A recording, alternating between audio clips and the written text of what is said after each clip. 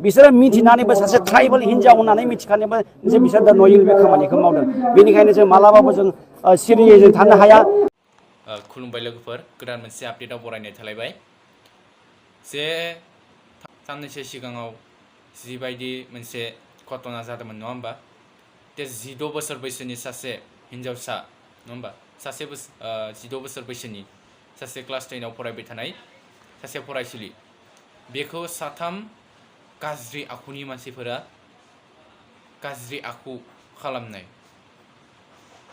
बेखौ नोंथांमोना निश्चय ससियेल मिडियाफोराव नुगासिनो नङा होमबा।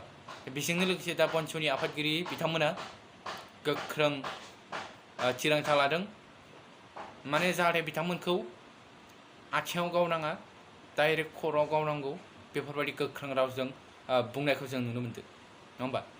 दे मानो होनोब्ला बिथांमोनखौ जिथिया जि फासि होआबा, बिथांमोनखौ जुदि खर'आव गावाबा, बिथांमोना आरो इयुनाव बेफोरबायदि बिथांमोना गाज्रि खामानि मावनो थाखाय सेस्था लाबावगोन नङा होमबा। दे माने जे बिथांमोना दा पुलिसनिफ्राय जुदि बारग'फिनोब्ला फिन आरो बिथांमोना बेफोरबायदि चान्सखौ नागिरफिनगोन होननानै सानो नङा होमबा। थिग गैया, बिथांमोना खालामनोबो हाबावगोन जे बिथांमोना जुदि पुलिसनिफ्राय ओंखारबोयोब्ला। दा बेखौ लानानै बन्स'नि आफादगिरि बिथांमोना गोख्रों थिरांथा लादों। बेजोंनो लोगोसे गोबांथार आफादगिरिफोरा बेफोरबायदि थिरांथा लानायखौ जों नुनो मोनदों। थारैनो जोंनि बर' हारिनि क्लास 10आव फरायफुनाय थानाय, क्लास 12आव फरायनाय, 11आव फरायनाय बेफोरबायदि फरायसुलिफोरखौ बिथांमोना थारैनो टारगेट खालाममारदों। जोंनि बर' हारिखौ बिथांमोना टारगेट खालाममारदों। अकल जोंनि बर' हिन्जावफोराल'सो बेफोरबायदि जाबाय थानायखौ जों नुनो मोन्दों। सोरजोंबा थांनानै सोरजोंबा बुथारजानाय, सोरखौबा मोजां मोनफ्लानानै उमुगाव लाना थांनाय, उमुगाव फैसा थाखा खिथिनानै उमुगाव लाना थांनाय, बेजों लोगोसे बुथारहैनाय, बेफोरबायदि जों ससियेल मिडियाफोराव नुगासिनो। आरो नै दा दाख्लै बियो जालायबाय नङा होमबा, जे साथाम लंपट गाज्रि आखुनि मानसिया सासे उन्दैसा नङा होमबा, क्लास 10आव फरायनाय फरायसुलिखौ बेफोरबायदि गाज्रि आखु खालामनाय। बेजों लोगोसे साननैसो सिगाङाव आरो नुबावदोंमोन, 3 लाख रां लानानै मोजां मोनफ्लानानै उमुगाव लानो थांनो नागिरनाय टारगेट, बिहारनिफ्राय फैनाय, उमुग जायगानिफ्राय फैनानै बेफोरबायदि जोंनि बर'लेण्ड बिटिसिआव बेफोरबायदि बिथांमोना जोंनि बर' स्टुडेन्ट फरायसुलिफोरखौ बेफोरबायदि बिथांमोना टारगेट खालामगासिनो। बेफोरबायदि गोबांथार जागासिनो।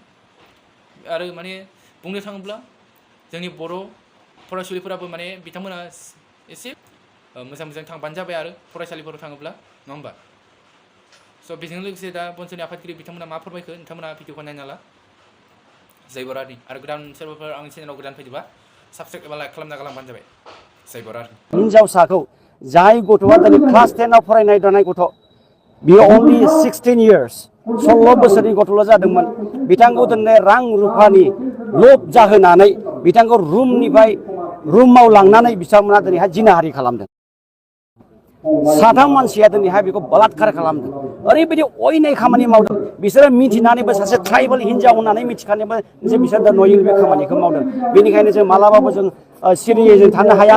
आरो बर' माहारियारि फरायसा आफादनि जानानै जों बेखौनो जों बुङोदि जाय बिथांमोना जाय साथाम बिथांमोनखौ दिनै हमजाबाय, बिथांमोनखौ जों नुनो मोनो ससियेल मिडियानि गेजेरजों बिथांमोनखौ आथिङावसो गावदों होननानै सासे आथिं बिसिनि जिनाखि गावजानांगौ बे आथिङाव नङा, बेखौ खर'आव गावनांगौ, गावथारनांगौ। बिथांमोननि जिनाखि साजाया जाहैबाय थैनाय साजा नङाबा बिथांमोनखौ मालाबाबो जों सुख'नो हाया। जास्टिस जों मालाबाबो जों मोननो हानाय नङा। आरो जाय बिथाङा जाय गथ'आ दिनैहाय भुगिनांबाय दङ, बेखौहाय आरो रावबो बिथांमोना दिनै सुख'नानै होफिननो हाया। बेनिखायनो जोङो दिनै खावलायदों बिथांमोनखौ जुदि जेलाव जुदि हरदोंब्ला बे फासि जानांगौ। फासिनि अनगा बेहा जायगा गैया। मानो होनना बुङोबा रेपिस्टआ खुनु जाथि गैया, खुनु धोरोम गैया। आरो बिथांमोना दिनै बिमा सिनाया, दिनै बिनानाव सिनाया, दिनै बिब' बिनानाव सिनाया बिथांमोना। बिनिखायनो दिनै सिस्टेमा दिनै संसाराव बिथांमोनखौ जायगा होनो नाङा। बिथांमोनखौ जेराव मोनो बोनो एनकाउन्टार खालामनांगौ।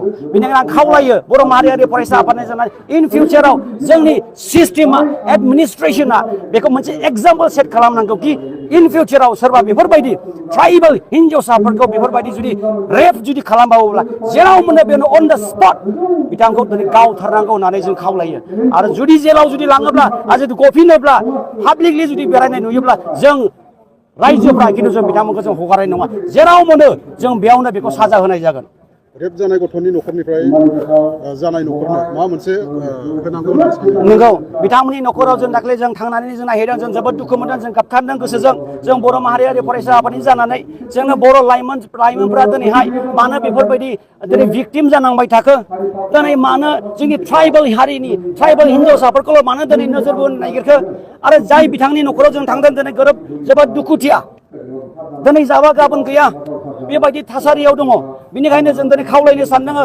बिथांमोना दिनैहाय सिस्टेमा मा जेबो बुजिनो रोङा जोङो सानदों दि जों दिनै मोनसे मेम'रेन्डाम डिसिनि गेजेरजों जों होनो सानदों दि एट्रसिटि एक्टनि गेजेरजों जाहाथे रिलिफ एन्ड रिहेबिलिटेसनाव जाहाथे सिस्टेमनि बा गभर्नमेन्टनिफ्राय जाहाथे थाबनो थांनानै थानायनि राहा लामाखौ खालामनानै होयो व्यक्तिनोबो आरो व्यक्तिनि न'खरनोबो जाहाथे गभर्नमेन्टआ जेसेबां एसेबां थाब थांना थानायनि मोनसे राहा लामाखौ खालामनानै होयो बर' माहारियारि फरायसा आफादजों बेखौ खावलायनाय थाबाय